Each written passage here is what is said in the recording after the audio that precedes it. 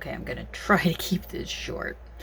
I am in the process of getting the strips, the hinges, because I'm just using very simple ones, finished, so then I can add them to the outside. I am extremely fortunate that this blue fabric that I had on hand is almost a perfect match for this blue. I did not intend that. Now, what I plan on doing, and I'm showing you just this small little piece here, these will be glued down and allowed to dry completely. And then on the inside, I'm going to be adding another strip. Now, you're probably wondering, what is this stuff? Because you heard me mention, that'll actually focus, is, come on, focus, you little stinker. Okay, stop it, focus. There it is. This is fabric. And when I say fabric, here is what I'm talking about. This is the same fabric that I have used in a couple of different projects. I used it for the large piece, I Live Here, on the hinges. And I also used it in the coverings for the chairs in my miniature kitchen table pattern. Chairs pattern. What this is it's just cotton fabric. It's from the dollar store. It's not very expensive. It's only, I get it in a 1/4 yard of it. And then I have applied 3 layers of Mod Podge. This one side gets 2. And then this is the back side. I know it's the back side because I'm using a little white gel pen to make the marks on this for when I'm cutting. And this is what will be used. It strengthens it up just enough and gives it some play. And by play, I mean it's a little stretchy now, not hugely stretchy. And it's a better attachment for the tacky glue. Now, I know that this is a piece that's not going to get tons of use, so I'm just using this, and I won't be adding any sorts of dowels or pins or anything in here. I've gone through and measured. There are going to be some different pieces that are like this one I've got done on the door. These are the pieces, these little short pieces right here will be attached to, dun, dun, dun, dun, we're going to show it. It's now cut in half. This is the inside portion. Those will go, and I have a piece here. Let me move this apart. I have a slimmer one that's going to be mounted all the way along here, and I'm going to be doing that in just a minute. This is the wrong side though, I believe. I will glue it down and I will let it glue and dry completely. And then once it's done, I will flip it over and I have another strip that will be glued to the inside. Now you can see it's a little wider. The reason for that is it's going to have to go into the little bend there. You can see how this bends a bit, or it's intended to bend a little bit. That's why I needed to do that. I've also figured out how I'm going to mount the piece, which I'm very happy about how I'm going to do it. And I kind of figured with the other ideas, I've got hopefully plenty of time, and I will try those other ideas out. And you can also see here, I've added a little doorknob here so it can be positioned to open and close. This is an antique glass-headed pin that I bought in Finland from a lady who was selling some old and vintage, antique and vintage sewing pieces. And I was fortunate enough, I got these for my birthday one year. I was very pleased about it. So each one of the doors will have one of these little glass-headed pins. I'm trying to get you so it's close up, but it's like, I don't want to focus. Anywho, that's what I'm doing right now. Now, when it comes to gluing these down, I am not going to show this on camera because it's just going to be too weird. I'm going to actually attach this door, then this door. That sounds really weird. Then I will glue in the furniture here and here, allow that to dry. Then glue in the second floor, glue in the furniture,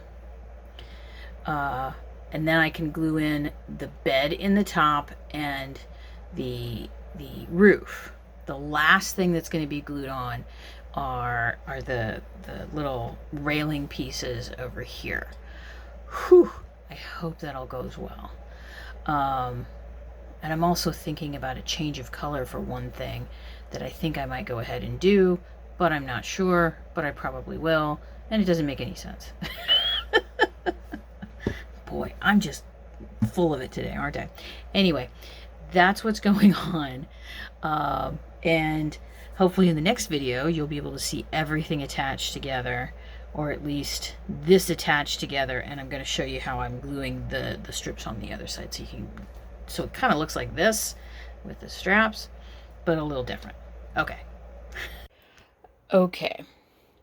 Now you can see I've got some pieces just taped in. This is so I know which ones I want to put on what side. Down here, you can see that I've got these dried. They're stiff enough. They've dried overnight, and they're stiff enough. I do need to come back in underneath on this hinge right here and trim a little bit, because I forgot that the 2 millimeters this board was going to come down on top of it. So I'm going to have to do some finagling there. Now we can see here that this is in. I've gotten these two on the outside, and they work really well. Because I just left this here on the because this is a little stiff, and this is going to be mounted permanently. I have the option of bending this a little bit more, which I'm going to use.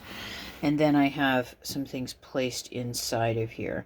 Now, some of the furniture. I still need to glue, oops, as you can see, I don't know, maybe I don't want to glue this in place, because I think I kind of like it like that, but then there's a part of me that likes the window, but I think it kind of complicates it a little bit if it's not closed. I'm not sure. I'll have to make some choices about that. And then here's the other side. And then this door is going to be here, mounted in here. And it's going to be open. I pretty much decided that I am going to mount it the bottom flat, which means I'm going to sink it in about 2 millimeters, 2 to 3 millimeters. So the house will be mounted in. I have not attached any of the furniture yet. These are going to be attached with wood glue, the Gorilla wood glue, to make sure that they don't move. So for the bed here, it'll be attached on this side and on the bottom. And on the bed, I think I may put something else in on the bottom to help hold. These pieces, these 3 pieces, including the sink, have a wide enough bottom that I'm not going to worry about anything falling. And it's not that heavy, but you know what I'm talking about. You kind of worry that things are gonna fall. Now, this little area right here, this is that area that it's like it's a 2 millimeter by 2 millimeter piece that I need to add in here, and I'm going to show you why I need to add it in here. Because the roof isn't going to fit right without it. So I'm going to have to figure some things out here. And also add in these pieces in here for the door. Now, I had originally thought, okay, I'm just gonna move this out of the way, and then move these pieces over here.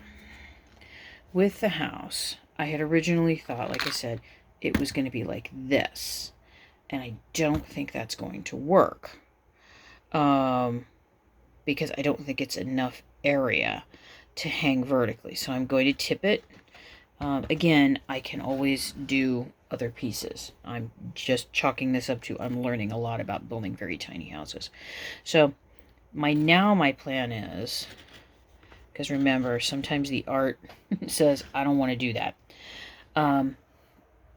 I want it to be more like this, so it's open enough that you can see inside. Now, what I plan on doing is making a pattern that traces the bottom footprint of the house and the doors when they're open. Then I'm going to take a very sharp X-Acto knife and cut out those pieces and then pull up what I've put down on the base, and then these will snap into place. It's going to be akin to the previous house piece I made where everything kind of snaps into the bottom and all folds together. So I'm going to be doing that again.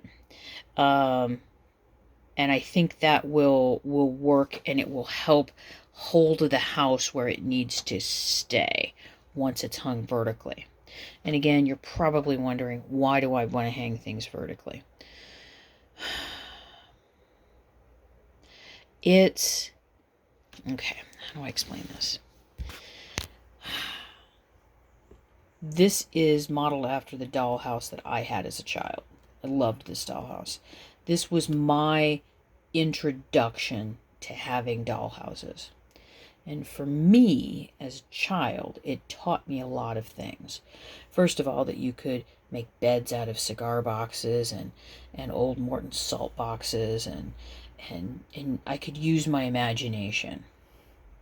I never looked at objects, regular objects in my life, in the same way after receiving this dollhouse. A cigar box is not just a cigar box. It's a bed. It can be a million different things. One of the reasons I used a cigar box in the I Live Here piece that I created in May was because of that. Also, we all carry trauma with us. Everybody has their own trauma. I'm not going to go deeply into my trauma. For me as a child, dollhouses, dolls, miniatures were a very safe place for me when everything was getting really kind of not, I wasn't feeling particularly